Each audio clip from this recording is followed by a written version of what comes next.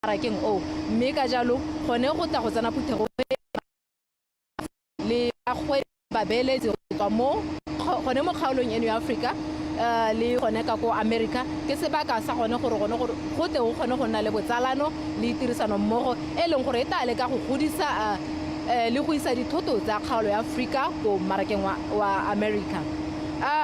Mebile ga re bua ka lone lehatshe la Africa ke lengwe la mahatshe a e leng gore le na le itsholelo e leng gore e a gola e ikaegile thata ka temothuo go tshwara ga dithapi e le nngwe tsa tsone tse e leng gore di a bonwa ka ko lehatsheng la Mozambique. The exports in Mozambique, they include prawns, cotton, sugar, and citrus. And you know, is one of the largest producers of cashew nuts, as well as mining resources like gold, tantalum, natural gas, and oil, which are found in the northern part of the country. Mozambique is here. The president of Mozambique is here with his delegation, and today, either today or tomorrow, I'm not sure, Reggie, but they will have a side event called Invest in Mozambique, where they will have an opportunity to speak to investors to come and invest in Mozambique. I know Botswana also had a side event lined up called Invest in Botswana, Zambia as well, and there will also be a high-level discussions that are expected the summit starting from today. And part of the highlight of the summit will be a higher plenary session, which will shed more light on the delivery of commitments made at the December US-Africa Leaders Summit, as well as to hear progress on the Prosper Africa initiative, and also to announce the new coordinator of the Prosper Africa initiative. These are some of the things that will be expected that will come out from the US-Africa Summit. Mozambican President Filipe Nyusi has arrived. Who else are we expecting to arrive this morning? This morning he was the last president that arrived. Other presidents and leaders and business experts and ministers of trade from African countries, most of them arrived yesterday. A lot of them are already here and they are ready to attend the opening ceremony, which will be happening anytime from now. All right, Kiba, we're going to have to leave it there. Thank you so much. That's our reporter, Kiba Diretse Mutlosi. She's at the NowThat'saReaction International Airport and welcoming the last head of state, who is Mozambican President Filipe Nyusi, who's also here for the US-Africa Business Summit. Well, we are going to be crossing live there now. You remember, it's happening at the Royal Area, and that's in Klukwing, and that's where everything is going to be happening in a short while. Some 5 minutes from now, the official opening will be starting, and of course, we're going to be bringing you that live. So stay tuned. We're going to take a quick break. Corporate Council on Africa proudly presents the 15th edition of the US-Africa Business Summit, taking place from 11th to the 14th of July.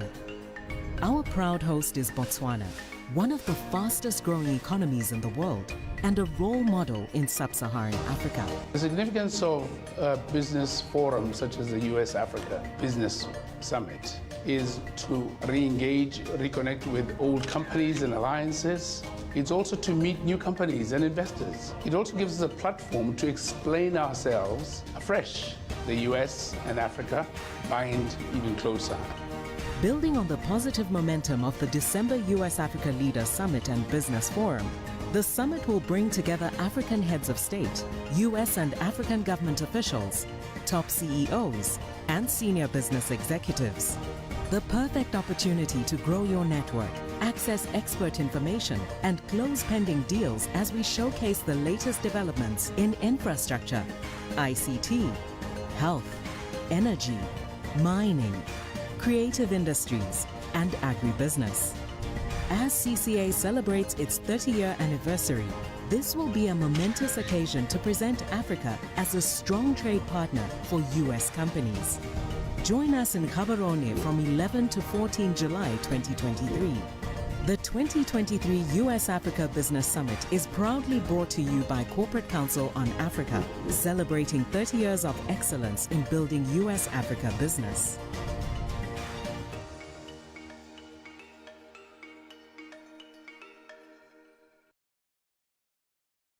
7:58, that's your time, and the time everybody's been waiting for, of course, the official start of the US-Africa Business Summit.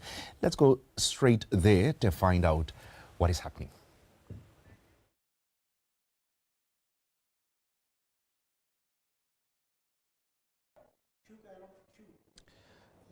And welcome back to the Grand Area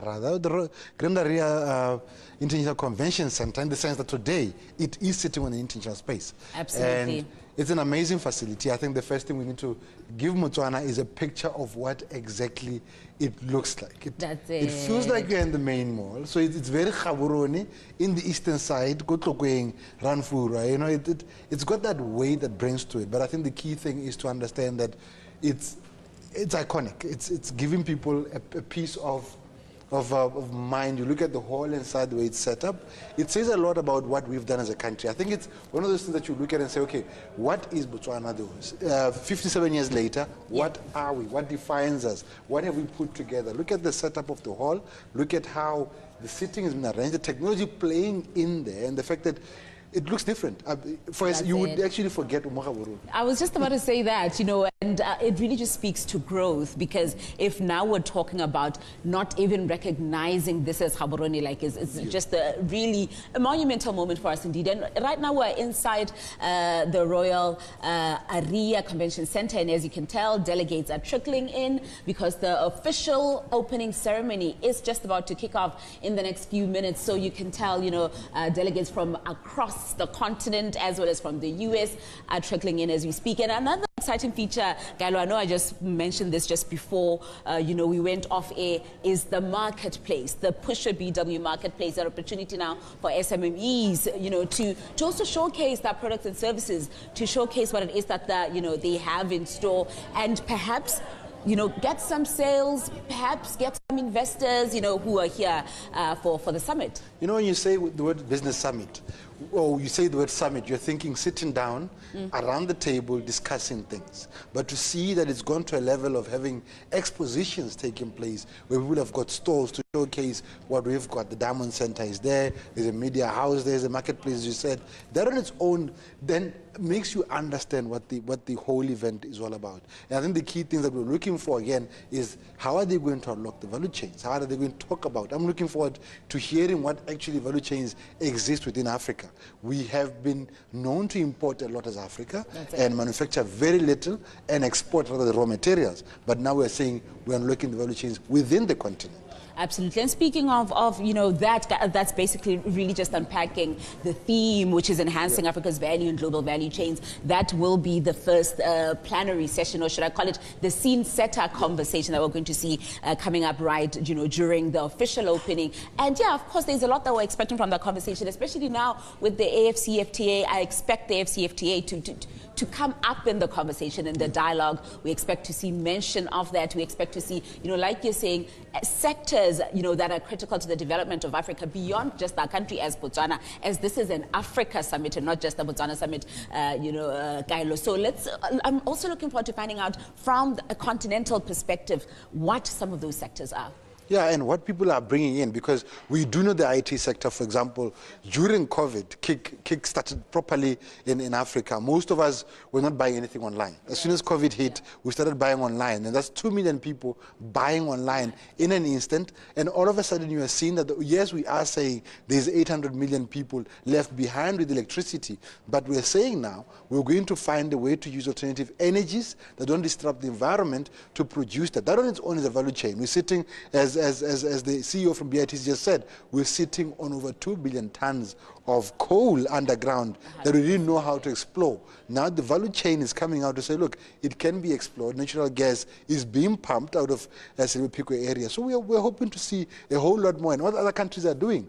That's it. Rwanda has been growing very fast. Rwanda is here. You know, countries like Zimbabwe, they are coming out of a lot of things that are happening. Mauritius is literally leading or coming second second after Kenya in terms of IT sector. Yeah. That on its own says a lot about what we're yet to see on the ICT value chains. And speaking of, value chains to explore, I know one that is very critical and will possibly come up in the dialogue as well is vaccination. When we speak of the COVID era, Kailo, we cannot not talk about the vaccination value chain, because when you think about it, remember, just think about how even before we talk about vaccines, just how we struggled with even accessing, PPE during the COVID era. There were so many gaps that were identified, just from a value chain perspective, from the health sector perspective during the COVID-19, pandemic. So the vaccination value chain is one that really definitely needs to be unpacked and explored. And the fact that we were able to turn around as a country to say, look, these are things that we used to buy, and we never thought in any given point in time we will need to manufacture those. But within a space of less than 6 months, the country trend around. So now you've got those value chains coming in here, and the health sector has actually become a sector in Botswana. It's always been a service. We've always looked at health sector as a service. I'm going to get vaccine or get medication. Now it's becoming a sector to a point where we're saying, how are we investing into it? We do know of what we've always been doing, the Baylor Clinic being one of those initiatives that are there, and they just turned 30 years recently. So there's a lot that is happening. Absolutely. And, still on health, I know a very critical moment and, a highlight in the program today is the presidential dialogue. Our President, His Excellency, President Masisi, will give, the opening address to that particular dialogue. And it is really just basically unpacking next steps towards stronger African healthcare capacity. Minister of Health, Dr. Edwin Dikoloti, will be part of that, plenary session. So that's a big one, especially, as it's titled, the presidential dialogue. So it's definitely a big one to look forward to as we continue to unpack particularly the health value chain. Yeah, and obviously out of the health value chain as well, we've got issues around agriculture. That's it. Food security has become, for us, we've made attempts. In January, we're probably going to be shipping out tons and tons of citrus fruit out of here and potentially into the US market as one of the markets that we're targeting in there. On its own, it goes to say that we need to also get ready and get to play a hand in it. We're not importing some vegetables, and it's a good thing. We're learning how to process them, and processing comes in as agro-processing. That also unlocks a lot of value chains that every country within the African continent needs to be looking forward to. Not all of us can do the same thing, but all of us should be able to share a market out of one product out of the African continental free trade area. And something that has really come out also from, the ban of horticultural products, Kailo, is exactly that. The exploring, developing the horticulture value chain, because what we've seen our farmers experiencing is, of course, like once, they've produced whatever, for instance, tomatoes, if there's no market, then they end up rotting. It's a loss for them. But there's a whole value chain to explore right there. Yeah, you're just about to say something. We've got a lot of sun, right? Yeah, The most expensive tomato in a pizza is sun-dried. Sun-dried. Imagine. Sun-dried. So we do have value chains that we need to explore and look forward towards. Absolutely. And of course, as we speak and as you can see, the preparations are ongoing. Delegates continue to go into the Royal Area Convention Center, taking their seats. And when you just look into the room, or, what we're seeing right now, Kailo, imagine the wealth within that room. Not just wealth from a 2 trillion perspective, but the wealth of, knowledge. These are experts from different industries, different sectors. These are business delegates from across the continent as well as from the US as well. Government officials, successful business people. Yeah, right there. And we're looking at the history of knowledge that spans from the 16th century or 18th century all the way to now. We haven't seen that. We were not there as Botswana. We didn't exist to that level. But a few hundred years later, we were lucky enough to be sitting in a space where this country says we're going to go into Africa and contribute directly in developing the economy. And as you say, that's a wealth of history. It's a wealth of knowledge as well and experience in terms of running the economy. And if you look at how it's been, 1,300 delegates, expecting 1,000, you get 1,300 delegates and a few other surprise names within the heads of states that came in as well, with Zimbabwe coming in later. That on its own goes to say a lot about how we've gone and how much we've tried to prepare to get to this event. And it's an opportunity that every Motswana who's sitting in that hall, in that space, or wherever they may be, 26 centers across the country, to be able to view this, you're going to learn more about the opportunities that are taking place there. Sometimes you don't need to listen to the person speaking, you just need to watch what is happening where you may be. Absolutely, absolutely. And I certainly hope that most of these delegates will stay on to explore tourism, the Botswana tourism, local tourism landscape. Mr. Olibilo, of course, mentioned that, some will be going to the Okavango Delta. So I'm definitely hoping to see, people then stay on beyond these next 3 days. And we fell into a very good time. This, I don't know if officially it's been called so, but we are in our Heritage Month. So this is a time for us to actually share our culture with people. And here, Heritage Month starts literally on Friday, the Heritage Week starts. Yeah. So people should be able to stay longer, go and see our ceremony, sit and watch what we do, enjoy the traditional music and dance locally, enjoy the growth of the creative sector. Because within the plenary sessions, the creative sector also has a hand in a conversation that is going to come into play. Kailo, I'm going to, on a lighter note, I'm just going to challenge you and say, supposing one of the delegates here or a group of the delegates say to you, give us a truly Botswana experience, where do you take them? What do you feed them? Like, is it something that you've thought about? Because, I think something that I've mentioned is that, of course, we think about the host as the hospitality industry, as, the transport sector, people who will be directly, involved within the hosting of these delegates. But supposing you meet somebody and they say, give me authentic Botswana experience, what do you do? So, Botswana is nice and unique, right? Cheapest way. One small safari walk. You just go to Gaborone Game Reserve. From there, you go down into the heart of Gaborone Main Mall. In Main Mall, and we take this for granted, Main Mall is the hub of the whole country. You've got Itatlana from the north are in there, everything from the south is in there, from central is in there.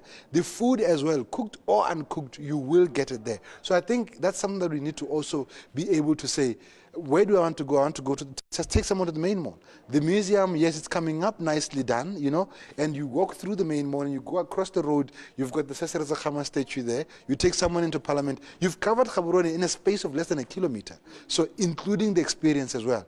You want to see more in terms of the culture within Gaborone, it's there in Main Mall, it's there in African Mall, it's there in BBS. So the country as it is really nicely covered. You want to take someone, I wish you could have bicycle rides through Zola and everywhere else. Let's show people around that. And that is what Gaborone is. I was just about to say, and that's to us now, continuing to develop these value chains, continuing to develop these different sectors, from a hospitality perspective, there are opportunities there. Like you say, bicycle riding to some of, just to see sites across town, just in Gaborone even before we go anywhere else. That's something that doesn't exist here. Yeah. But it's something that as you travel globally, it's a critical feature that is there in every city.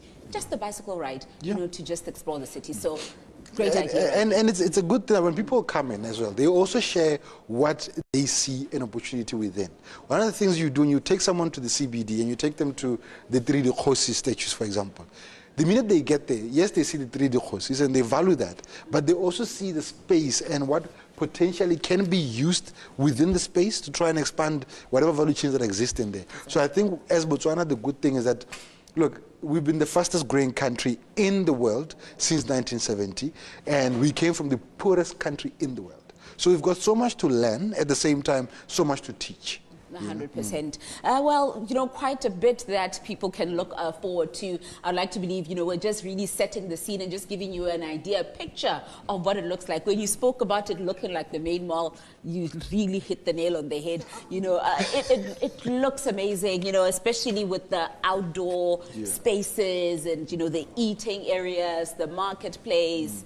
It'll be fun as well to have a few. If you walk into the Main Mall and you walk into here, you could literally place the one selling the Botswana shirts, the one selling the Tobane. You can place them within the space, and that is where now the beauty comes into play, to say it's a venue that literally gives you an overview. And most importantly, we are able to showcase the fact that you look at the way it's been set up. You've got the TV studio here. You've got the media center next door. You've got the diamond sector going on another place. So that on its own tells someone a story of it's nice to be here. It's nice to see what is happening there as well.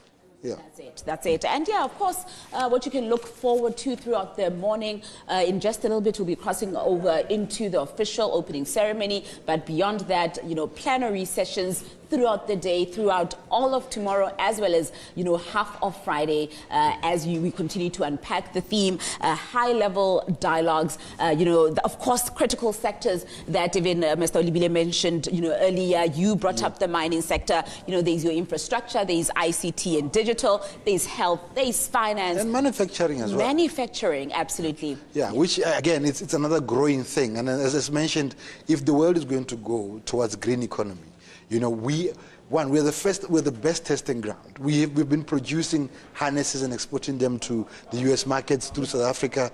Now if we go into battery as well, we're also exploring more around manufacturing. And I think COVID taught us something. We've been able to put together factories for oxygen. We've been able to put factories for masks. We've been able to produce a drone as well. All right. So that on its own goes to give us a whole lot more of what can be done. And one of the sectors that we're also seeing that falls into every is the education sector. We are growing the space, and then every sector, you need to get the right educated people in there. If you're going to grow the manufacturing sector, we need to know who's going to make what car, and how are we make sure that they can come here and we build, ship it out of here. You look at the railway line now. We are trying to get the railway line where we've gone a route into Zimbabwe. We're trying to go into Lale.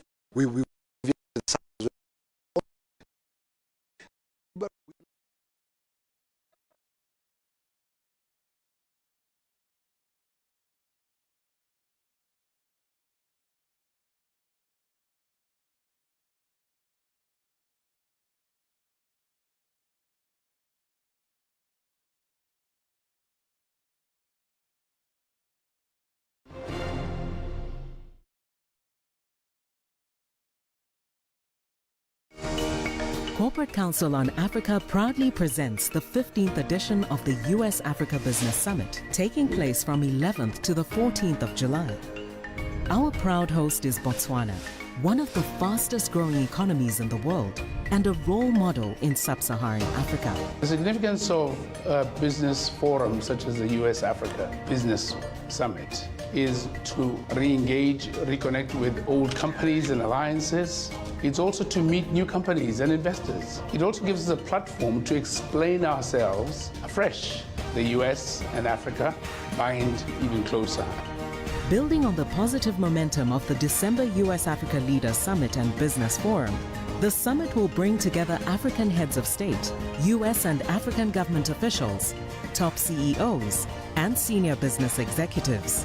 The perfect opportunity to grow your network, access expert information, and close pending deals as we showcase the latest developments in infrastructure, ICT, health, energy, mining, creative industries, and agribusiness. As CCA celebrates its 30-year anniversary, this will be a momentous occasion to present Africa as a strong trade partner for US companies. Join us in Gaborone from 11 to 14 July 2023. The 2023 US-Africa Business Summit is proudly brought to you by Corporate Council on Africa, celebrating 30 years of excellence in building US-Africa business.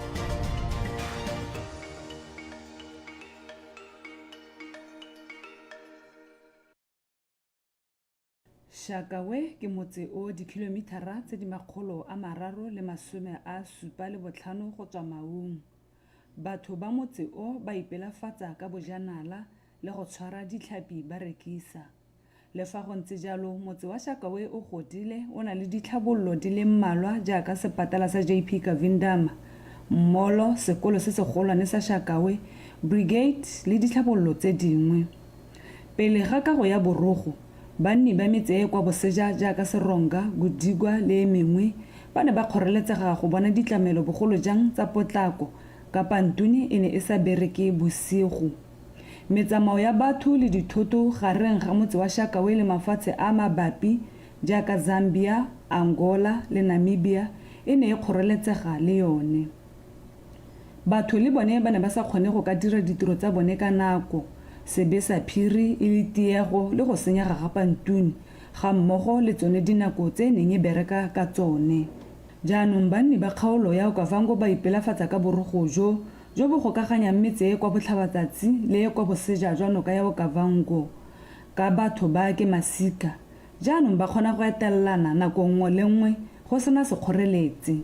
Borogo jo bo kgatlisang matlho go leba ebile bo le manobonobo bo lopile puso madi a kanang ka 1 billion pula go boaga. Kago ya jone e simolotse ka ngwaga wa 2016 mme ya kgoreletsa ke tlhagogo ya bolwetse jwa COVID-19, kgorogo ya didiriswa tsa kago le go amega ga babereki tsa emisa kago ka nakwana. Le fa go ntse jalo, tona wa lephata la dipalamo le ditiro tsa ditlhabololo Rre Eric Molale o ne a bulela setšhaba go ka dirisa borogo jo ngogola ka bone bo le mo maemong a go ka dirisiwa. Borogo jwa Okavango bo dirilwe mo sebopegong sa dinaka tsa tlou go supa ka ga botshelo jwa banni ba Okavango bo ikaegileng ka teng le bojanala. Jaanong metsamao ya batho le dithoto magareng ga motse wa Shakawe le metse e kwa boseja ga noka le magareng ga kgaolo ya Okavango le mafatshe a mabapi e tla nna bonolo.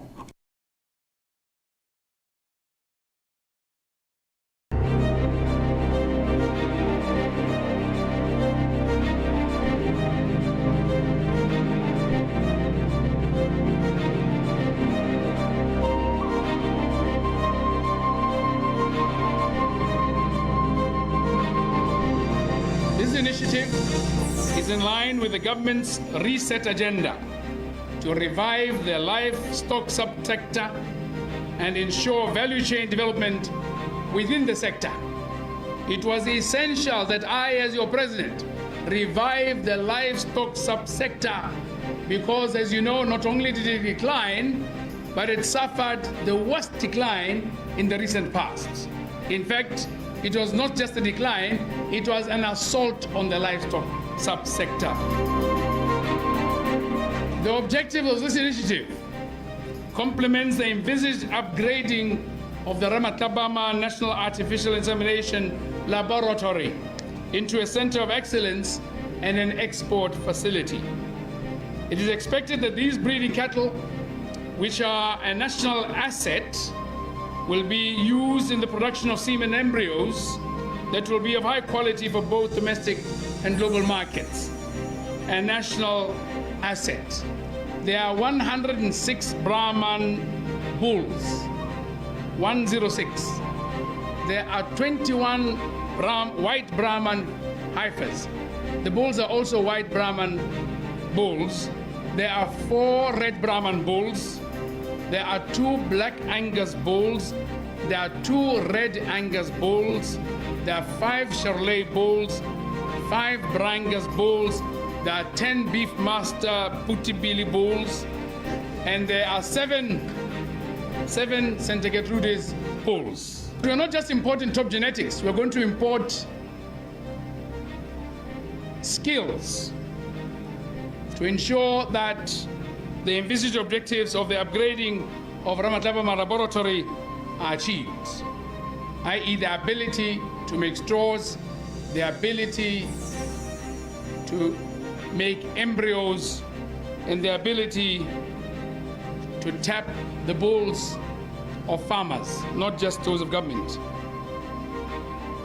The live cattle breeding initiative, which forms part of the revised artificial insemination program, will be supported with the use of the best, and these are global best technologies and equipment for improved efficiency. And I'm happy to say that with our collaboration with the United States of America, particularly the companies there, we are making a lot of headway in bringing on board the best genetics, the best technologies, the best skills in the world to match where the best beef comes from in the world. We just bring your cattle here and we make them taste better. That's what we do. Corporate Council on Africa proudly presents the 15th edition of the US-Africa Business Summit, taking place from 11th to the 14th of July. Our proud host is Botswana. one of the fastest growing economies in the world and a role model in sub-Saharan Africa. The significance of a business forum such as the US-Africa Business Summit is to re-engage, reconnect with old companies and alliances. It's also to meet new companies and investors. It also gives us a platform to explain ourselves afresh. The US and Africa bind even closer. Building on the positive momentum of the December US-Africa Leaders Summit and Business Forum, the summit will bring together African heads of state, US and African government officials, top CEOs, and senior business executives. The perfect opportunity to grow your network, access expert information, and close pending deals as we showcase the latest developments in infrastructure, ICT, health, energy, mining, creative industries, and agribusiness. As CCA celebrates its 30-year anniversary, this will be a momentous occasion to present Africa as a strong trade partner for US companies. Join us in Gaborone from 11 to 14 July 2023. The 2023 US-Africa Business Summit is proudly brought to you by Corporate Council on Africa, celebrating 30 years of excellence in building US-Africa business.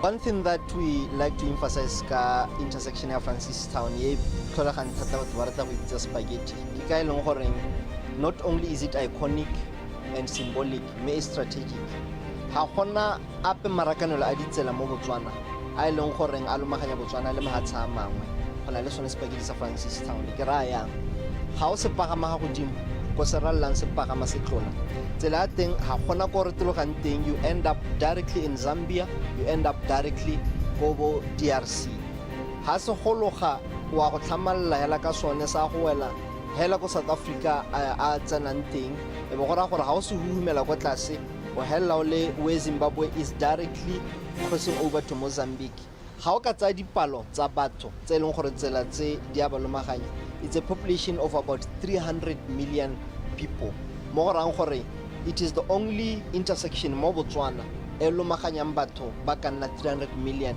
and that is the market that the Francistown Special Economic Zone e tebagantseng le yone ya go lomaganya dikgwebo be lomaganya mahatshe e go ra gore ya go thusa Botswana toropo ya Francistown and the region of SADC to grow and expand economically.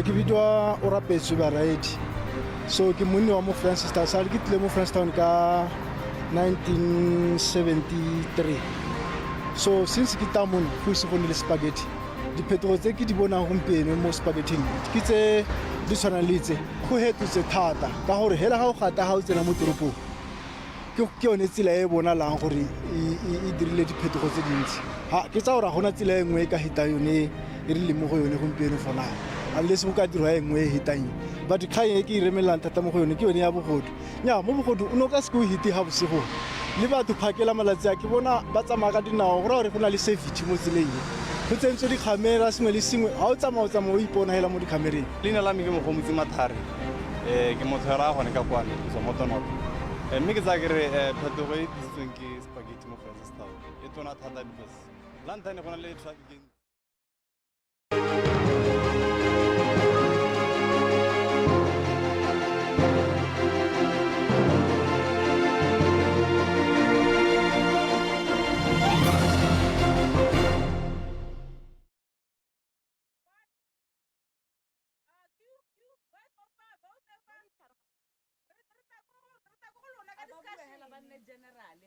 About the summit.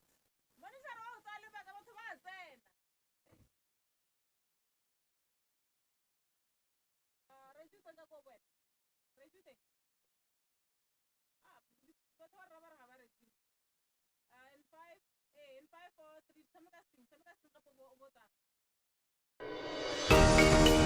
3 Corporate Council on Africa proudly presents the 15th edition of the US-Africa Business Summit, taking place from 11th to the 14th of July. Our proud host is Botswana, one of the fastest growing economies in the world and a role model in sub-Saharan Africa. The significance of a business forum such as the US-Africa Business Summit is to re-engage, reconnect with old companies and alliances. It's also to meet new companies and investors. It also gives us a platform to explain ourselves afresh. The US and Africa bind even closer. Building on the positive momentum of the December US-Africa Leaders Summit and Business Forum, the summit will bring together African heads of state, US and African government officials, top CEOs, and senior business executives. The perfect opportunity to grow your network, access expert information, and close pending deals as we showcase the latest developments in infrastructure, ICT, health, energy, mining, creative industries, and agribusiness. As CCA celebrates its 30-year anniversary, this will be a momentous occasion to present Africa as a strong trade partner for US companies. Join us in Gaborone from 11 to 14 July 2023. The 2023 US-Africa Business Summit is proudly brought to you by Corporate Council on Africa, celebrating 30 years of excellence in building US-Africa business.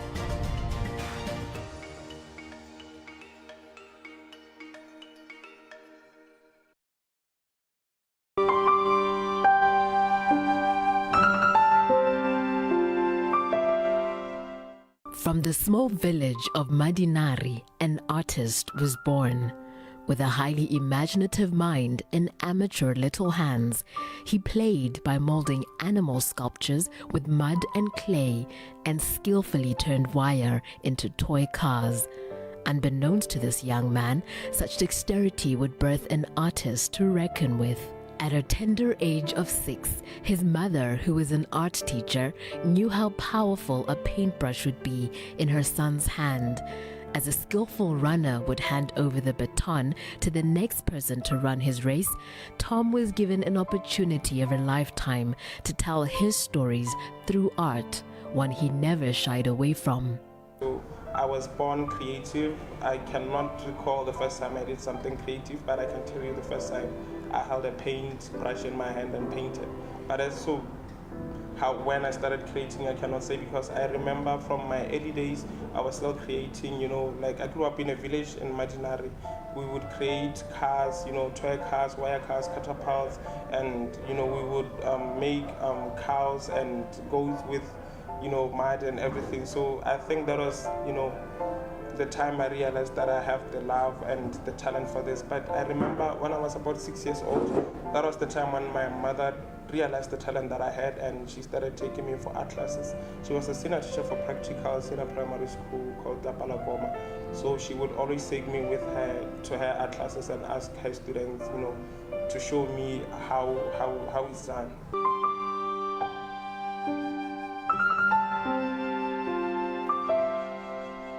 Art is long, life is short.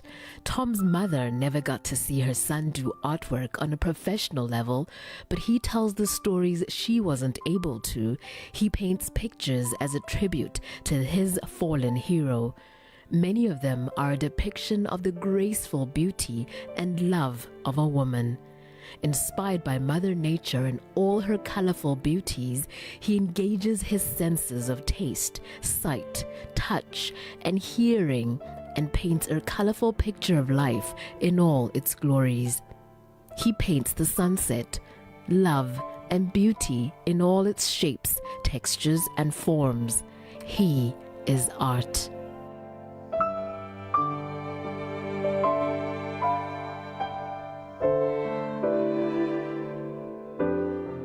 Inspiration is everywhere.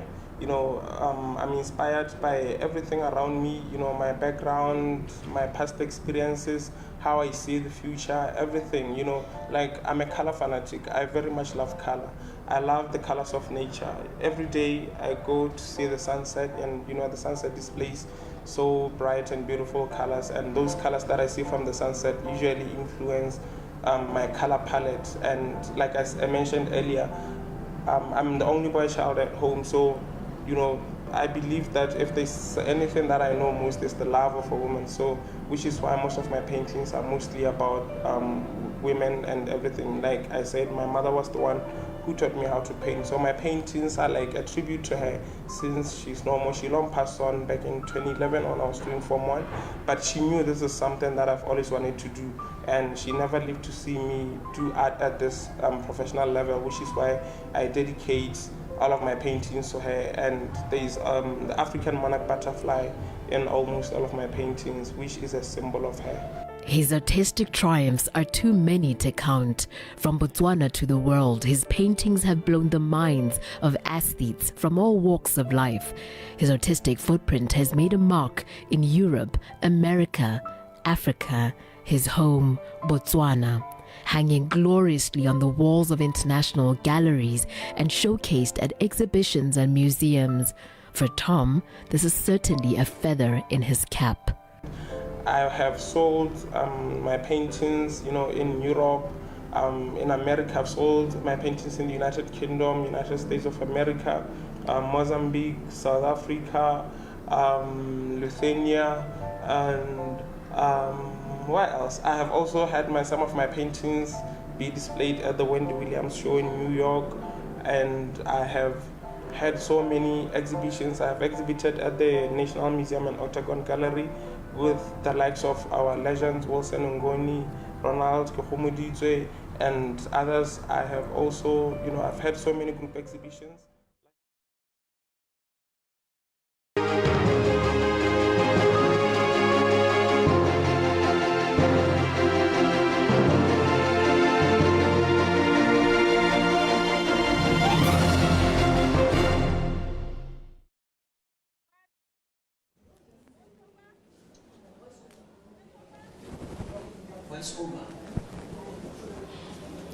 We're out at the Royal Aria Convention Center, of course, as you know, broadcasting live from a BTV studio at the 15th U.S. Africa Business Summit. And as you can tell, currently, we're seeing the convention center slowly filling up. The thing about it, though, is, as much as there aren't a lot of people in the convention center, Kailo, there are a lot of people outside just networking, because, I think networking, of course, is a very big element of a forum such as this, for people, to really just see what kind of partnerships, collaborations could come out of a seating such as this. So there's a lot, obviously, we're hoping for in terms of those relationships. The key thing is to see how much we can unlock out of that, and what those relationships can actually bring to the country going forward, because the ideal thing is to also get things rolling. I think the key thing is to get deal signs, hands must be shaken, process must then start going into place. And for some of the things that the CEO, Rauli Bile, shared earlier, to say that there are deals that are actually going to be happening now. Yeah. Some have happened as of yesterday, or are happening as of today being signed. That says a lot. So I think I'm looking forward to hearing what the summit content is going to actually be. Absolutely. I think it really is exciting. And something that was happening yesterday, as much as it was a closed session, invite-only session, there was a golf tournament. And I kept saying, a lot of business deals are negotiated and actually completed, on the golf course. So clearly, something could have come out of that. It was an invite-only. So I think, of course, from a strategic perspective, the host picked who they felt, needed to be in that kind of networking session. Because when you think about it, it is networking after all. Yeah, so I think the other thing is that the fact that people are able to sit and talk about these things and get things done. Golf is one of those things that I wasn't actually expecting. So when I saw the program, like golf, summit, then it started making sense that look, these deals are actually made there, actually cooked up in there to say, look, how do you, like the Rauli Bile said earlier, how do you trust where you are going if you haven't been there? So you've met someone, you've seen them, you've talked to them there, you've been trying to invest in Botswana, but you're thinking, Botswana is another African country. Yeah.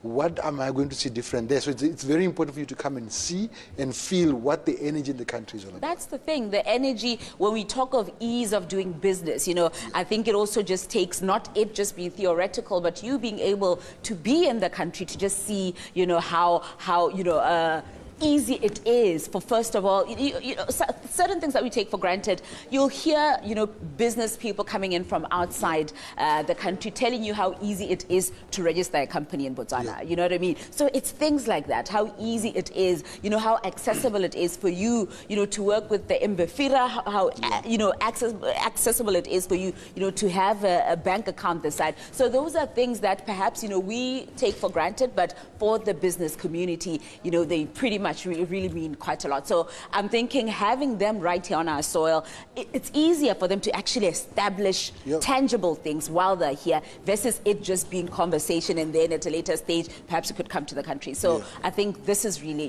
quite a groundbreaking moment. Yeah. I think last year we did see the chairperson or chairman rather of the Afrexim Bank also being here. And talking of Mbefira, the financial sector has not been seen necessarily as an investment until just recently. You are seeing that, and the fact that the Afrexim Bank is here as well, it's saying the banks are out to say we are also part of it. I've seen a number of banks as part of the sponsors of the event as well. Absolutely. To see that they also want to play a role. They're saying we've got certain facilities we've got to offer.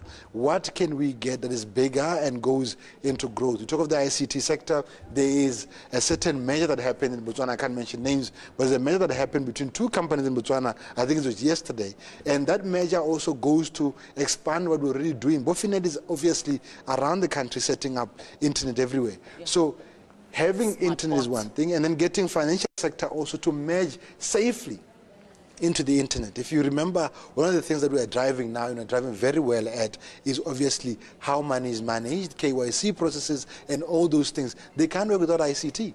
Absolutely, just back in the convention center right now, of course, we're seeing a couple of, high-level delegates who are in there, just arriving, and, as we speak, we're seeing more and more of them trickling in, and it's definitely something that I'm hoping, in the next couple of minutes, or in no time at all, we're going to be seeing the, official opening ceremony beginning. And it really is quite exciting to see just how, there's a lot of chit-chatting that is happening, amongst delegates. Some we can recognize, some of course we cannot, but I think it's definitely something really worth exploring, and seeing more of throughout the summit. There are a lot of B2B opportunities here. I'd like to believe that actual setups that are created for businesses or business people to get an opportunity to sit and network. And I think one of the most exciting and forward things about forums such as this is you can actually meet up with people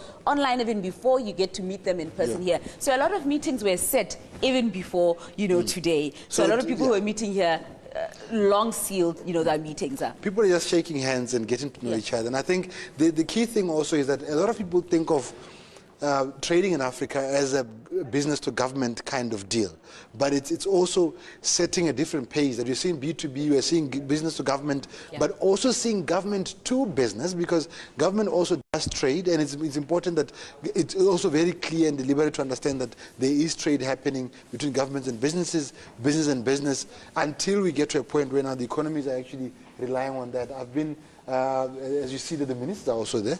Our ministers are there and ready. Absolutely. And water affairs is another one that is another key conversation that needs to be had. We do have obviously a build-up of the Senku River project that's supposed to bring water from the mountains down to Botswana, and seeing the minister there as well does show a point that, look, the Prime Minister from Lesotho is here. The minister might be able to shake a hand and say, how about that water deal?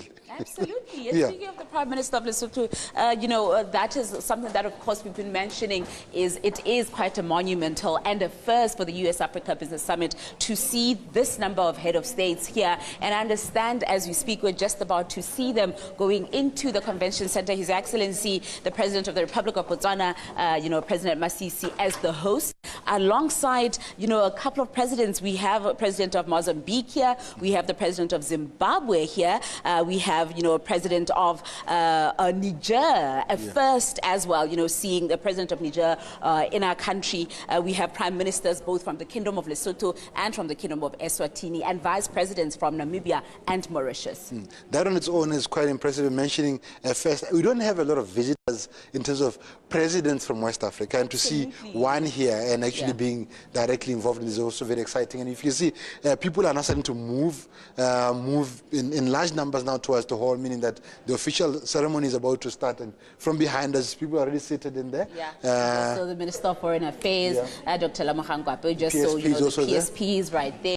So yeah, you can tell, you know, we're getting to crunch time. It's just about, you know, the official ceremony will just be starting very soon. So as we speak, we're just counting down Minister Anna Mokheti, you know, over there as well. Of course, you know, these are cabinet ministers that we can recognize. We have a lot of delegates, of course, from across, you know, the continent and from the US as well. And yeah, looking forward to having conversations with some of them as well, just to find out, you know, what it is that the expectation is from this summit, you know, over the next 3 days. And another key advantage of hosting, all the ministers can be there. They can get these deals done right here without necessarily having to say, look, let's budget for 10 or 5 or 3. So now we've got all our ministers actively involved in the summit, which goes to say a lot has to be done, and a lot has been done as well. I think we've been hearing sirens coming in.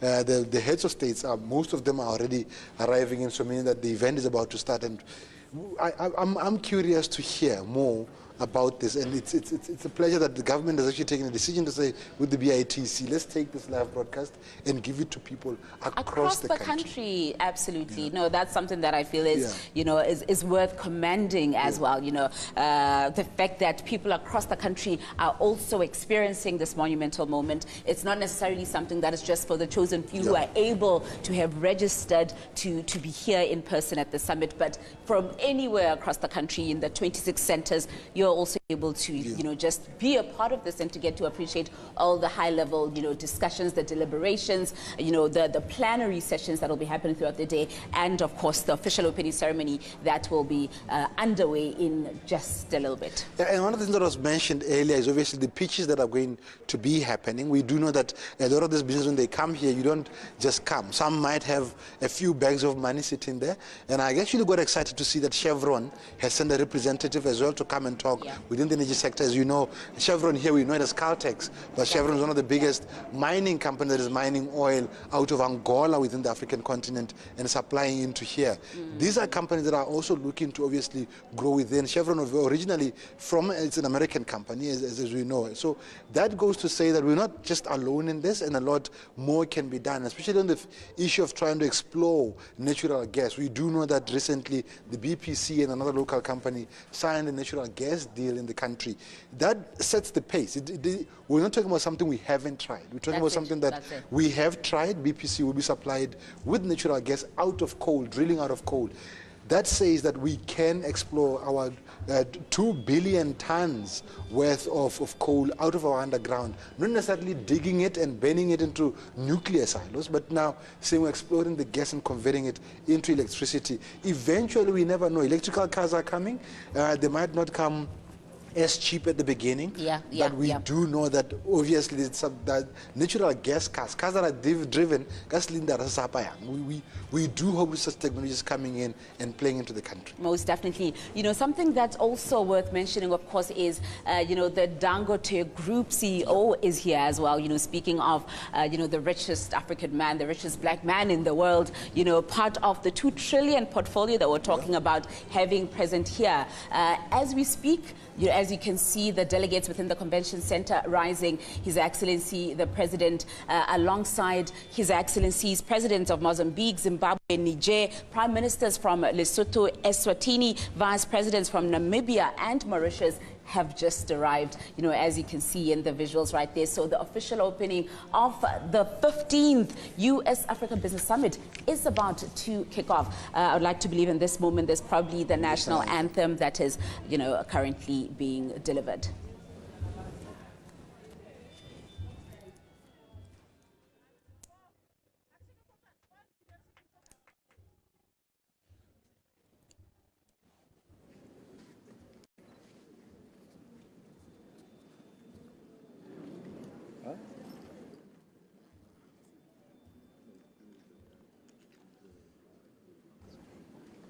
We welcome and are honored by the participation in the 2023 U.S. Africa Business Summit of visiting heads of state and heads of government.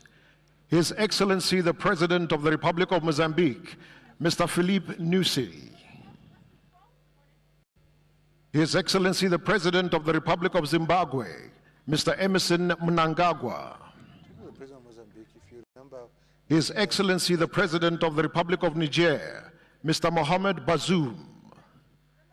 The Right Honorable Prime Minister of the Kingdom of Eswatini, Mr. Cleopas Sipho Dlamini. And the Right Honorable Prime Minister of the Kingdom of Lesotho, Mr. Ntsokwane Samuel Matekane. His Excellency the Vice President of the Republic of Namibia, Dr. Nangolo Mumba. And in recognition of our national host, His Excellency the President of the Republic of Botswana, Dr. Mokgweetsi Eric Kabetswe Masisi.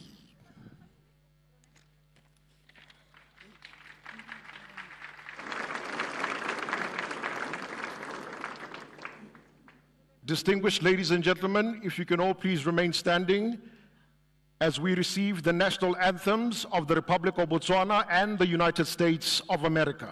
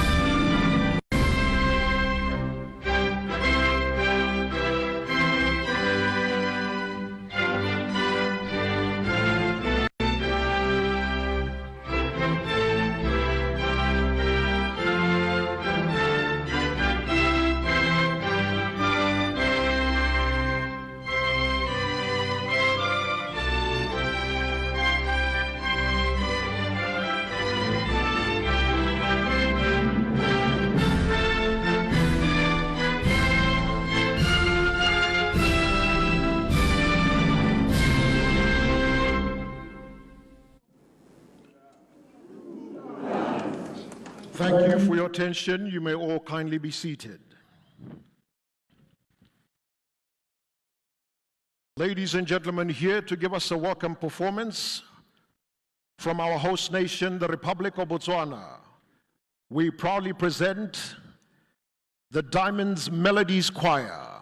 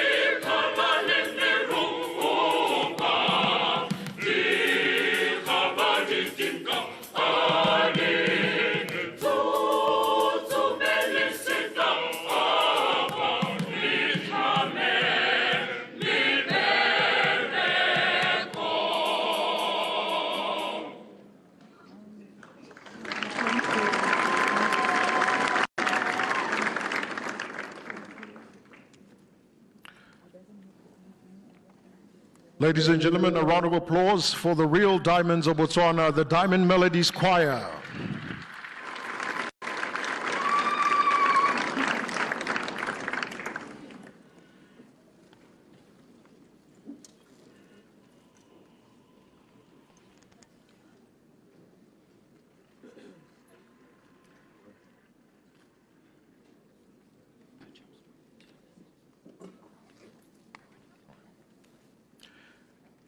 Ladies and gentlemen, please kindly help me welcome to the podium our Master of Ceremony, the President and Chief Executive Officer of Corporate Council on Africa, Ms.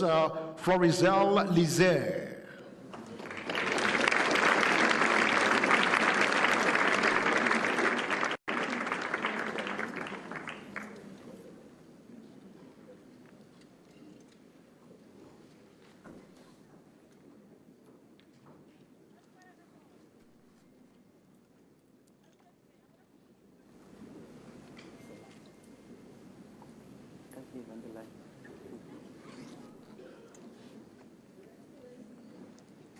Masisi, Your Excellencies, Presidents, and Right Honorable Prime Ministers,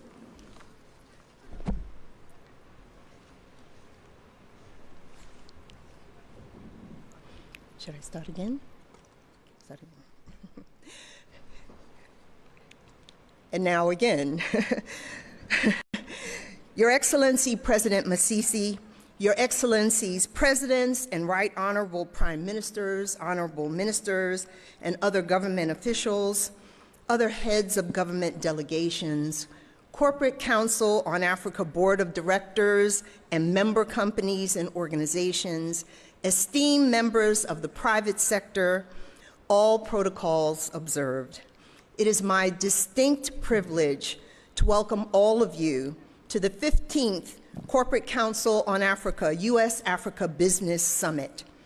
I extend my deep gratitude to His Excellency President Masisi and his government for hosting the summit. Evidence of the commitment to advancing private sector-led economic growth, not only here in this beautiful country of Botswana, but strengthening the ties and relationships that will advance growth for all the people of Africa and the people of the United States. I am honored to introduce my good friend, the chairman of the Board of Corporate Counsel on Africa, Dr. Jeffrey Sturchio, to provide welcoming remarks on behalf of the Corporate Council on Africa. Jeff, please come forward.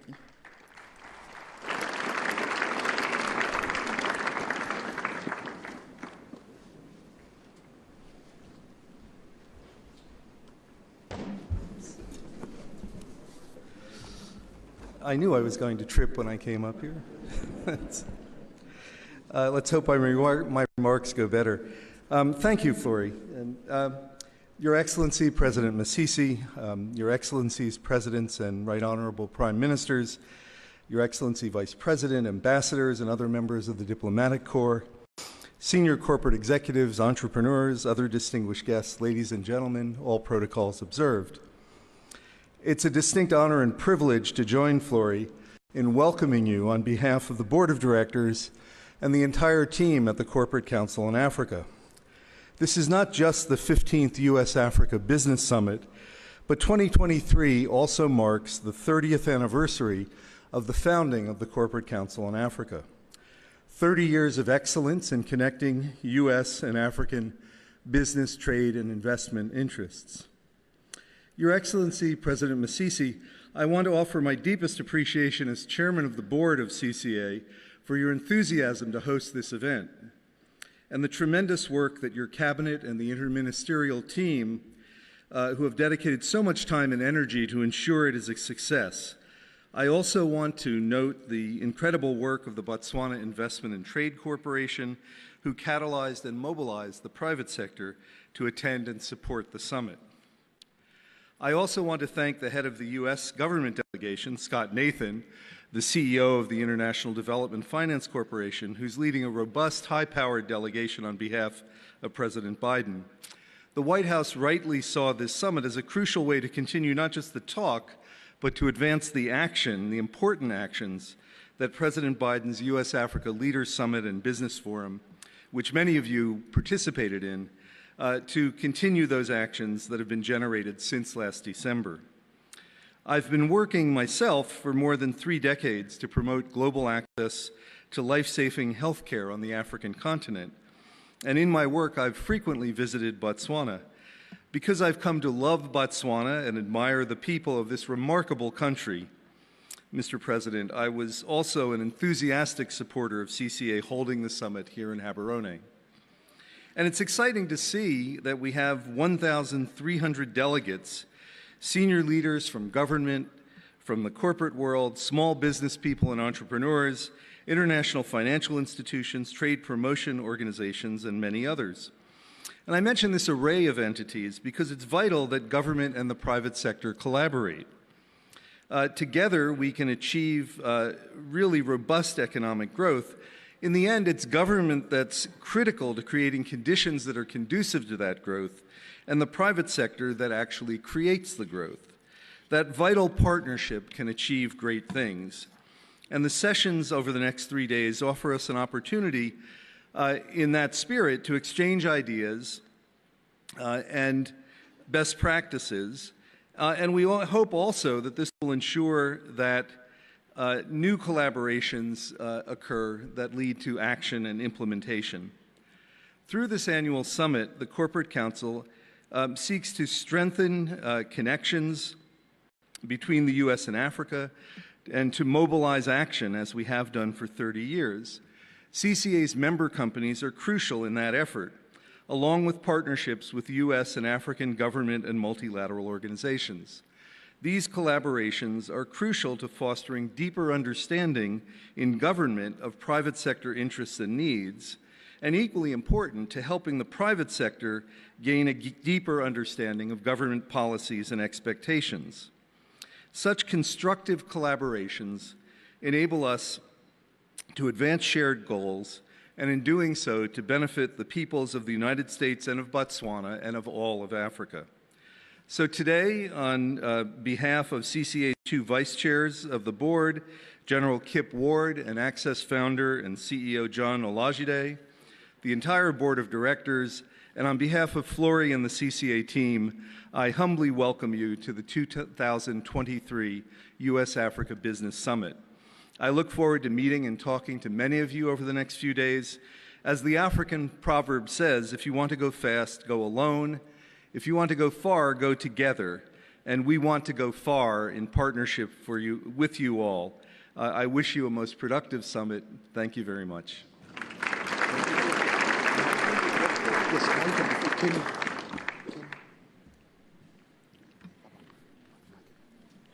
My deepest appreciation to Jeff for his guidance as Chairman of Corporate Council on Africa and decades-long commitment to U.S.-Africa trade and investment and business relations.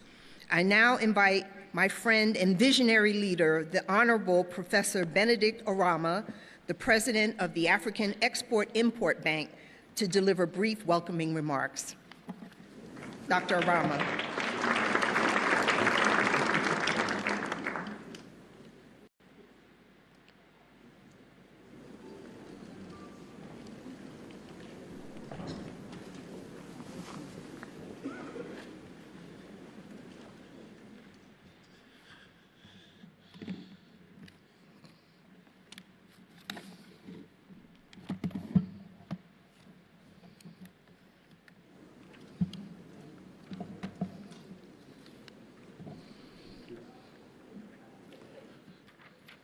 Yes, Your Excellency, the President of Botswana, Dr. Masisi, Excellencies, Presidents, Right Honorable Prime Ministers, here present, and representatives of presidents and prime ministers, the Chairman of the Board of Directors of the Corporate Council on Africa, Dr. Jeff Stochu, Honorable Ministers, Governors, representatives of international organizations, my dear Sister Flory, distinguished ladies and gentlemen. We are highly honored by the opportunity to address you all on this auspicious occasion. Congratulations to the government of Botswana and the Corporate Council on Africa for putting together a remarkable event, notwithstanding the immense challenges we are all confronted with.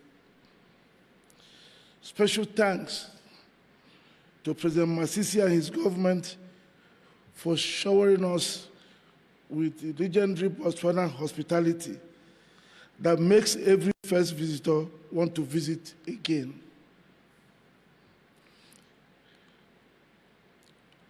Many thanks also to Flory and her indefatigable team at the Corporate Council on Africa for providing a credible platform on which promises made to Africa in Washington, D.C. find real meaning in Africa. Speaking on U.S.-Africa trade and investment relations at the U.S.-Africa Business Forum in December last year, President Biden recognized the slack that currently exists, but saw it as an opportunity when he said, and I quote, "This is just the beginning.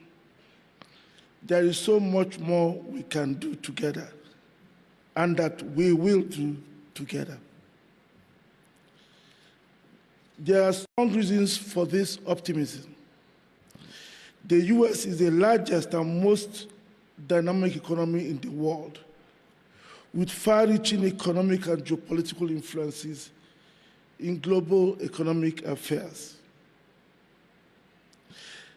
The U.S. can be likened to the proverbial great man in Igbo land in Nigeria who owned the yam and also the knife for cutting it. You ate if and when he gave you. It was the U.S. that gave Southeast Asia prosperity. It was the U.S. that helped pull almost 1 billion Chinese out of poverty. It was the US Marshall Plan that rebuilt Europe after the Second World War. And we say it is Africa's turn. It is time for Africa. We need foreign direct investments and access to the US markets that did the magic elsewhere. Africa must now be weaned from so much grant dependence and into a major recipient of FDIs that did all the magic and brought all the changes in Asia. Unlike in the past, when the continent looked like a basket case, Africa today offers itself as a business proposition. And the business case is unassailable. Africa has the population, and by 2100 will account for 40% of global population. So is the market of the future.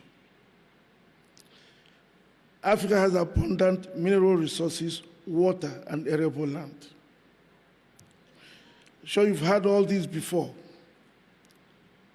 But what has and is changing is that instead of being a continent fragmented into 55 atomistic countries, a slow process of integration is underway under the framework of the AfCFTA.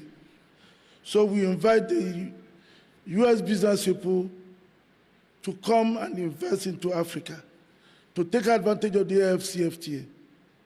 We now have financial institutions in Africa that can also support you. The President Bank is able to provide the guarantees, the project finance, and other financing that you require to protect you from the risks and also to make it easier for you to operate.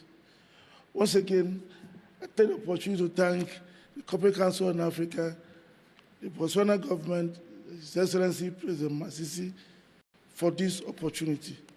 Thank you very much.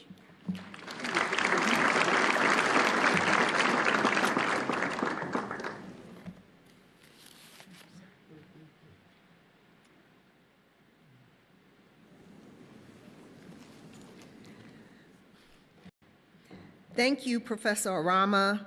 I look forward to continuing CCA's collaboration with you and Afreximbank to advance the objectives of not only greater intra-African trade, but Africa's trade with the United States.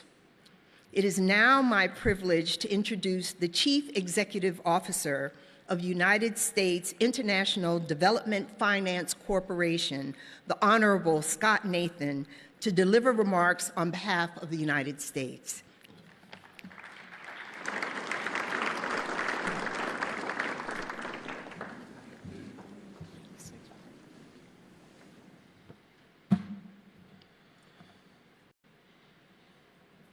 Thank you, Flory, for your introduction and for your close partnership. I want to thank the Corporate Council on Africa, and in particular, the government of Botswana and His Excellency President Masisi for hosting this critical summit. As CEO of DFC, the United States International Development Finance Corporation, I am proud to lead such a robust U.S. government delegation. 6 months after the United States-Africa Leader Summit, our engagements here in Gaborone provide an opportunity to carry forward our momentum in building stronger U.S.-Africa trade, investment, and commercial ties as we emerge from unprecedented global health and economic challenges. At the December African Leaders Summit in Washington, President Biden announced that the administration has invested and plans to provide $55 billion in commitments over the next 3 years to North and Sub-Saharan Africa. The $55 billion commitment represents the breadth and depth of existing resources and new funding that touches on key sectors across U.S.-Africa policy. DFC is here with our partners from across the U.S. government, including Judd Devermont and his team from the White House, Eno Ebong and her team from USTDA, as well as teams from Prosper Africa, the State Department, Exim Bank, MCC, and the Commerce Department, all of us working together to promote African-led economic development. The number of high-level representatives included in the U.S. delegation to this summit reflects the robust commitment of the United States government to critical partners in Africa. It's a commitment we share with many leading U.S. companies represented at this summit. In sectors from healthcare to finance to infrastructure, they are here in Botswana because they see the opportunity in doing more business with companies across Africa. The United States is focused on what we will do with African nations and people, not for African nations and people, as we work to deepen and expand our partnerships, amplify African voices, and support the empowerment of Africans. At DFC, we're committed to using our tools, including loans, political risk insurance, and importantly, equity investments, to partner with African companies to unleash the power of the private sector and promote African-driven prosperity. Access to capital is the lifeblood of business and economic growth, and we're focused on mobilizing capital to the private sector. Already, DFC has the largest share of our portfolio, more than $11 billion, dedicated to investments on the continent. Since December, we've committed another $110 million in financing to new projects across Africa, and in recent weeks, DFC and our board of directors has approved more than $750 million in additional deals in critical sectors such as infrastructure, energy, and support for small businesses. We're well on our way to surpassing $1 billion in transaction approvals in this year alone, and I'm confident we will get there. Already in countries ranging from Malawi to Nigeria to Senegal, DFC is investing to provide reliable access to power for communities that have never had it. From Ghana to South Africa to Kenya, DFC is helping to expand data centers and critical 21st century digital infrastructure. And through DFC's support for innovative partnerships, thousands of smallholder farmers across sub-Saharan Africa are increasing their harvests and connecting to larger global markets. This is a small sample of DFC's work across the continent, but we know we can do more. We want to deepen our engagement with Africa. And I hope DFC and our partners from the US government and private sector translate the contacts, ideas, and possibilities generated by this summit into real deals and meaningful projects that drive greater prosperity in the coming years and decades. It was 3 decades ago when Nelson Mandela delivered his Nobel lecture. "Let a new age dawn," he said.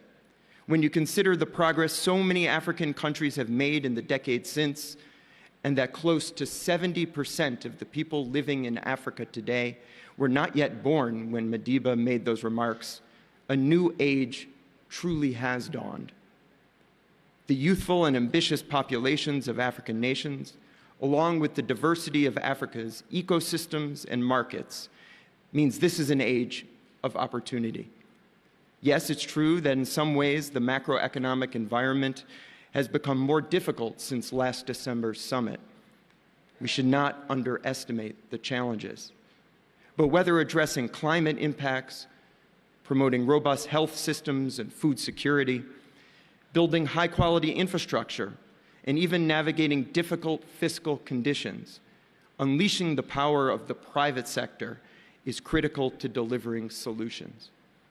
At DFC, across the United States government, and with our private sector partners, we're dedicated to partnering with you to seize this new dawn and create new opportunities across Africa. I look forward to our work together here in Botswana and in the days to come. Congratulations and good luck on the summit. Thank you very much.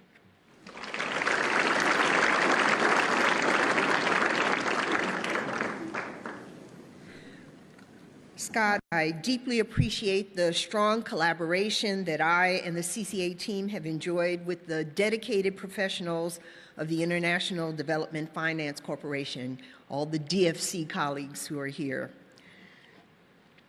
Now, what I'd like to do is, before our next speaker, we will have a video, and I hope that you enjoy it.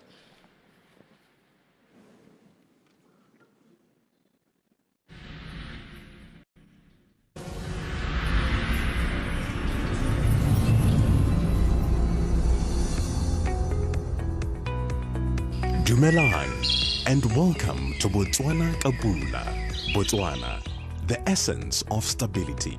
We invite you to explore the spirit of strength and witness its profound impact on our people and the world. Our doors are always open for business in a safe, secure, peaceful, and thriving environment. This peace and tranquility allows our people to express themselves freely, fostering a society of diverse ideas and opinions. Our people are ready and waiting to host you with beaming smiles and enchanting song and dance. Driven by our rich history and cultural heritage, we are proud to share our stories with the world. Every narrative, every challenge, every effort, whether good or bad, shapes our collective identity. The beautiful, colorful, and alluring landscapes of Botswana welcome you. In this stable and majestic atmosphere, we safeguard our natural resources, preserving some of the world's most unique physical features. The sheer harmony between our people and nature is a testament to the sustainability and balance we strive to maintain for future generations. Come and meet the right business partners and investors to diversify and expand. Set up your investment in Botswana and leverage on Botswana's proximity to the wider Southern African market. Our interconnected road, rail networks, coupled with bespoke infrastructural developments, make it easy for you to open shop, network, and trade in Botswana. These serve our economy and benefit our citizens positively, fueling economic growth and social progress. It is through reliable, stable governance and steadfast vision that we transform all our aspirations into tangible achievements. In a quest to make our country conducive for meetings, conferencing, and multi-sectoral tourism hub, we are more than ready to welcome the world to our shores. We invite you to be part of this remarkable African story, to witness the realization of the promises made and dreams fulfilled. Together, let us forge ahead, shaping a brighter future that is grounded in peace and harmony. This is Botswana, our pride, your destination.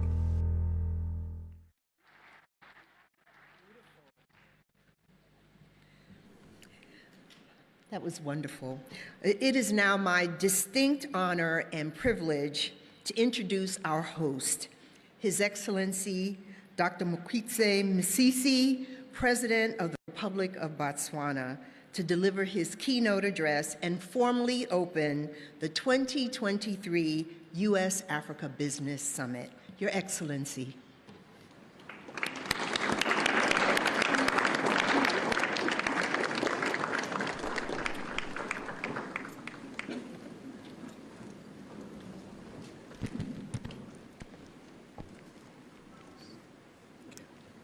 Thank you very much. Thank you. Please take your seats.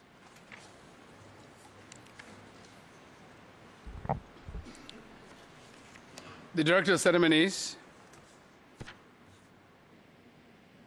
Director of Ceremonies. Your Excellency, Mr. Philip Nyusi, President of the Republic of Mozambique. Your Excellency, President Emerson Dambudzo Mnangagwa, President of the Republic of Zimbabwe. Son Excellence, Monsieur Mohamed Bazoum, President of the Republic of Niger. Your Excellency, the Right Honorable Prime Minister, Mr. Cleopas Sipho Dlamini of the Kingdom of Eswatini. Your Excellency, Mr. Nkotsane Samuel Matekane, Prime Minister of the Kingdom of Lesotho, Your Excellency, Dr. Nangolo Mbumba, that's not how you pronounce his name. That's not how you pronounce his name. His name's Dr. Nangolo Mbumba. He's the Vice President of the Republic of Namibia.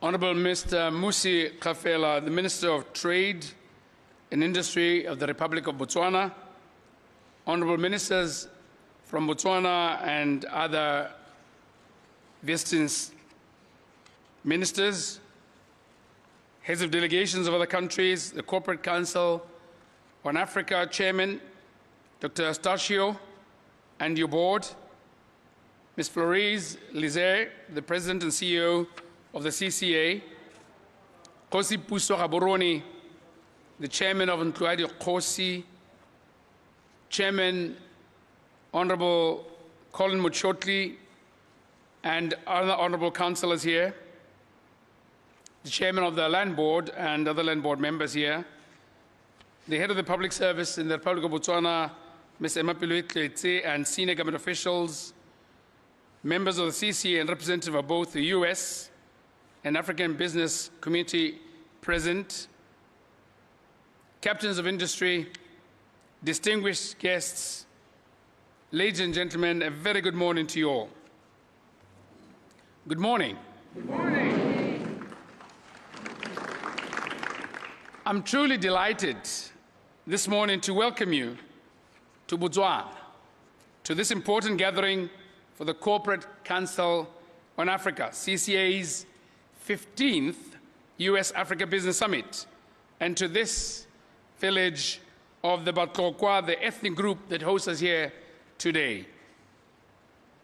The Chairman of Ntluadi Kosi, the Chief of the Batlokwa, Kosi Puso Gaborone, I sincerely thank you, your people,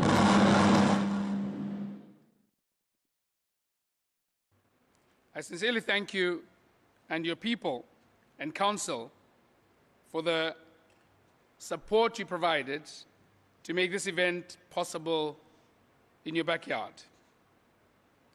I thank the chairman and his council for their hospitality too.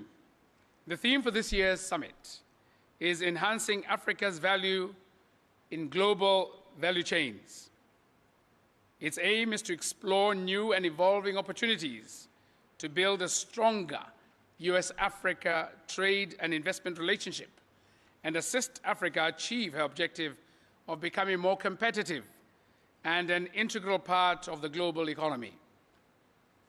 Since the inaugural summit in 1997, the US-Africa Business Summit has grown to become a premier and most influential platform in doing business and investing in Africa. I'm immensely grateful to the CCA leadership for choosing Botswana to host this 15th summit. Distinguished guests, ladies and gentlemen, let me point out that this summit builds on the momentum already set in motion during the last year's 14th summit held in Marrakech, Morocco, under the theme, Building Forward Together. These summits grant us an immense and consistent opportunity to renew our commitment as government leaders, influential private sector captains, and all other stakeholders to build stronger US and Africa trade, investment, and commercial ties. This is particularly so in the wake of the unprecedented health and economic challenges posed by the COVID-19 pandemic. I wish, therefore, to stress that the US-Africa Business Summit remains a key pillar on Africa's engagement on hosting African heads of state, US and African government officials, top CEOs, and senior business executives spanning major sectors that are critical to the continent's development, including infrastructure, ICT, health, energy, mining, and creative industries. This year's summit will also be remembered for strong participation by African leaders, whose presence builds on the solid foundations laid by the 2022 U.S.-Africa Leaders Summit hosted by His Excellency President Joe Biden of the United States of America. Your Excellencies, distinguished guests, the theme, Enhancing Africa's Value in Global Value Chains, is a profound recognition that there are fundamental gaps between the Global South and the North in terms of Africa's stake in value chains and integration. Consequently, this summit is a step forward as we forge together towards creating a strong, balanced, transparent, and inclusive trading system that benefits all nations. It is particularly pertinent to the sub-Saharan countries who are faced with enormous challenges relating to industrialization, job creation, economic diversification, skills gaps, narrow export commodities, and low export capacities. As a developing country, Botswana falls within this unfortunate category, despite being classified as an upper middle income economy. For her part, Botswana constitutes less than 0.2% of Africa's population and contributes about 1% of Africa's GDP. As the world's largest producer of gem diamonds by value, it is imperative that we develop value chains for raw materials to allow for greater value addition, spur innovation and growth, adapt to climate change, build sustainability, deepen economic diversification, and create opportunities for exploitation of global supply chains. It is against this backdrop that my government has ushered in the Reset Agenda, whose key priorities include the need to harness new and evolving technologies brought about by the fourth industrial revolution and accelerated application of the digital technology in service delivery, leading to economic growth. To create an inclusive economy, we need more private sector involvement to drive value chain development in major industries ranging from mining, tourism, agriculture, and education. However, our efforts alone in Botswana, or as Botswana, will be an exercise in futility if we are not fully integrated into the global economic system. It is on this basis that I wish to recognize and commend African leaders for the formation of the African Continental Free Trade Area, AFCTA. Once fully operational, the AFCTA will build and strengthen regional integration as well as boost intra-Africa trade, thus increasing value-added production, trade across all valuable sectors of the continental economy, and attaining the vision of Agenda 2063, the Africa we want. It is also our earnest hope that in consonance with the letter and the spirit of the U.S.-Africa Leaders Summit, the Biden administration will renew the Africa Growth and Opportunity Act, AGOA, initiative, which expires in 2025. The AGOA renewal now, with expanded mandates, will give a strong signal and confidence to the markets and serve as a catalyst for Africa's industrialization and inclusion into the global value chains.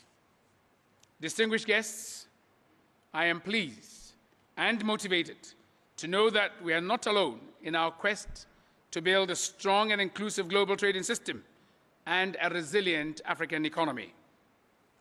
Allow me to briefly reflect on the U.S.-Africa Leaders Summit, which was held in December 2022 in Washington, D.C., whose aim was to enhance beneficial collaboration between the United States of America and African countries in areas of mutual interest. Most importantly, the Biden administration offered a new U.S.-Africa partnership with advanced focus on promoting trade and investment between the United States of America and Africa, highlighting commitment to Africa's prosperity, security, democracy, and elevating the ideas of the African diaspora, in particular youth, civil society, academicians, marginalized populations, and women. During the summit, the U.S. administration announced several new initiatives to expand two-way trade and investment, bolster African health systems, engage the diaspora, and foster technological innovation in African countries. Of all these, the most significant outcome was the United States pledge to commit a total, as you heard from the head of the American delegation, a whopping $55 billion in foreign assistance to invest in Africa over the next 3 years. These funds are broadly aimed at supporting the African Agenda 2063 by investing in human capital, infrastructure, digital connectivity, agribusiness, sustainable energy, health systems, and peace and security. Worth highlighting are the following, which underpin some of the major outcomes of the summit. 1, the U.S. Trade Representative and the Secretary General of the FCTA Secretariat signed an MOU to facilitate the implementation of the FCTA. 2, to commit $369 million in new investments across Africa through the U.S. International Development Finance Corporation, DFC. The DFC already, as we said, has more than 11 billion commitments in Africa, US dollars. 3, to invest over $800 million in the new Digital Transformation with Africa, DTA, initiated by President Biden in line with the AU's digital transformation strategy. 4, to invest $1.33 billion annually from 2022 to 2024, a total of $4 billion by 2025 in the health workforce in Africa to build the capacity for more resilient health systems. Distinguished guests, allow me to express our profound gratitude to His Excellency President Joseph R. Biden Jr., President of the United States of America, his administration, and the people of the United States for having faith in and commitment to Africa's growth and prosperity. And yes, we will more than meet and match it. I am glad that Mr. Scott Nathan, the Chief Executive Officer of the U.S. International Development Finance Corporation, DFC, is here this week, the whole week, leading a strong and diverse U.S. government delegation to this summit. Also among this high-powered delegation is President Biden's presidential representative for U.S.-Africa Leaders Summit implementation, Ambassador Joni Carson, and Director of U.S. Trade and Development Agency, Miss Ino T. Ebon. Your presence at this summit is indeed indicative of the commitment to Africa by the U.S. administration. Allow me, on behalf of the people of this beloved continent, to say in our Setswana language, Re a leboga. Re a leboga.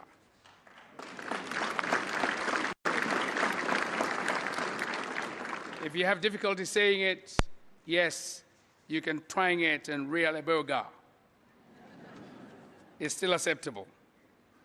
Distinguished ladies and gentlemen, I'm fully cognizant of the fact that and reality that ultimately the responsibility for the economic and social transformation of the African continent lies with us as African nations and leaders. We therefore stand ready and eager to take advantage of your presence and availability as representatives of the United States government and utilize this summit as an essential platform and long-term endeavor toward building a stronger 21st century U.S.-Africa partnership.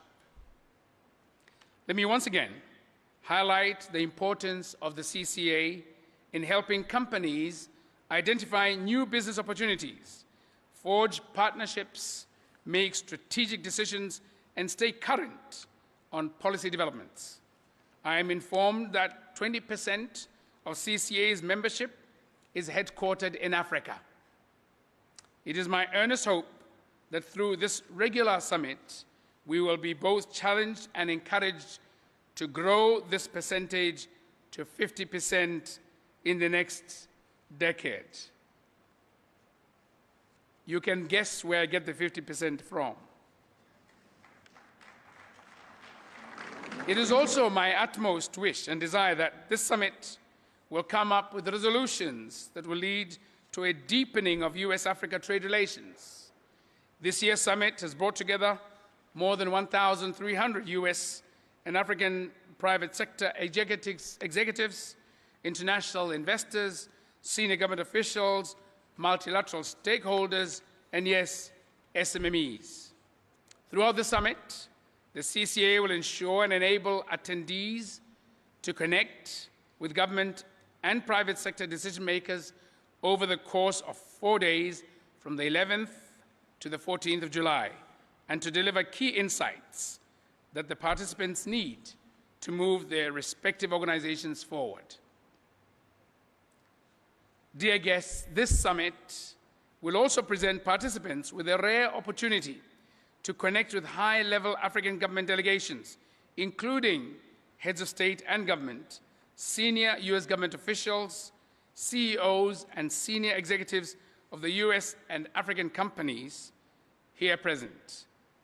Participants will also get a chance to learn about and receive updates on available financing from the US government, institutional investors, US and African banks, and many more. I therefore urge all of you to utilize this opportunity to network and cultivate as many long-term business relationships as possible. Furthermore, I also take this opportunity to invite you back to Gaborone to the 16th Global Expo Botswana, which will be held from the 11th to the 14th of October 2023. The annual expo is a premier international multi-sectoral business-to-business exhibition attracting exhibitors and businesses from around the globe. I hope to see you again in October, where we will welcome you to the land of peace and freedom, to the land of sunshine and the best beef in the world. We will welcome you to the world capital of diamonds, Botswana. Distinguished delegates, ladies and gentlemen, let me pay tribute once again to the President and CEO of the CCA, to her board, for their tireless efforts during the preparatory works they undertook for this August meeting to take place. Many thanks to Botswana's partners who worked along with CCA to put this summit together. I wish you an extremely successful 15th US-Africa Business Summit, and yes, a happy 30 years to CCA. Good morning, Pula.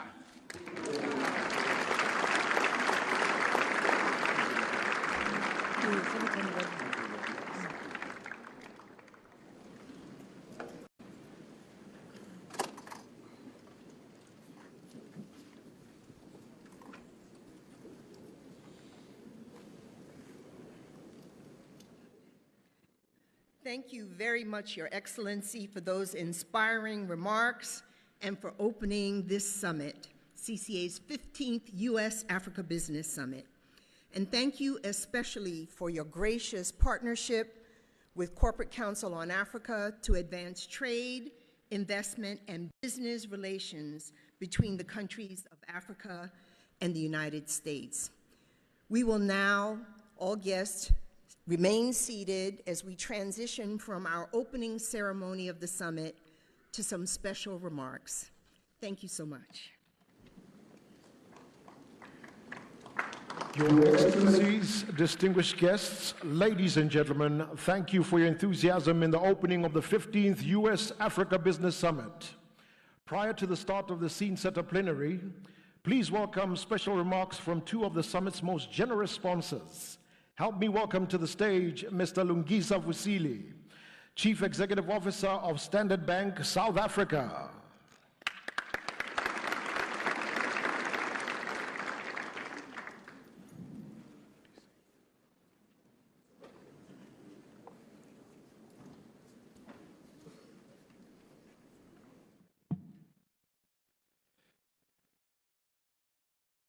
Thank you very much. Your Excellency, the Honorable President, Dr. Masisi of Botswana, Excellencies, the other presidents present here, Your Excellencies, the Right Honorable Prime Ministers and the Vice President of Namibia present here, distinguished guests, colleagues, ladies and gentlemen.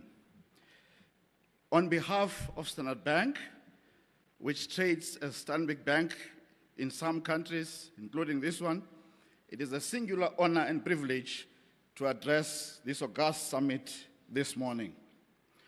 Standard Bank believes that Africa is the growth story of this century, and our purpose, Africa is our home, we drive her growth, amplifies this belief. Our group has been working closely with the US since 1994 when we opened our rep office in New York, and we've never looked back. We continue to connect American investors to business opportunities in the continent. This event presents us with the opportunity to expand and deepen existing relationships whilst exploring new ones. I must perhaps at this point declare that I almost feel like a free trade fundamentalist. I believe that free trade is good and freer trade is even better. In challenging times like now, we must promote more trade amongst each other. Carefully managed trade supports growth, it creates decent jobs, and it improves standards of living for all involved. At Standard Bank, we provide customized, market-leading trade finance solutions to our 20 local points of presence on the continent. We leverage our strong in-country presence to meet our clients' diverse trade needs.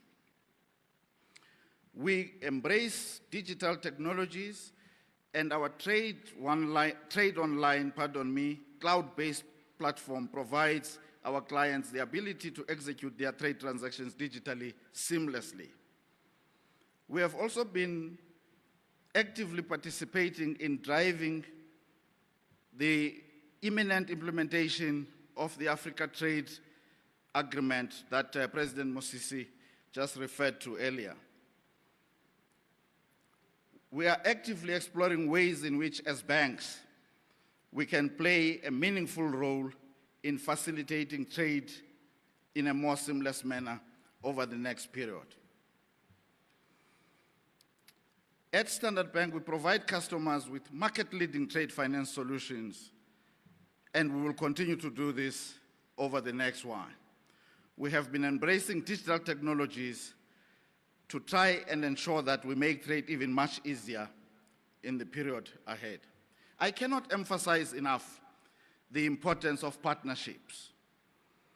And this year's summit, the 15th one, comes on the heels of several successful energy transition projects, which promise to be the genesis of even more sustainable Africa and the world at large.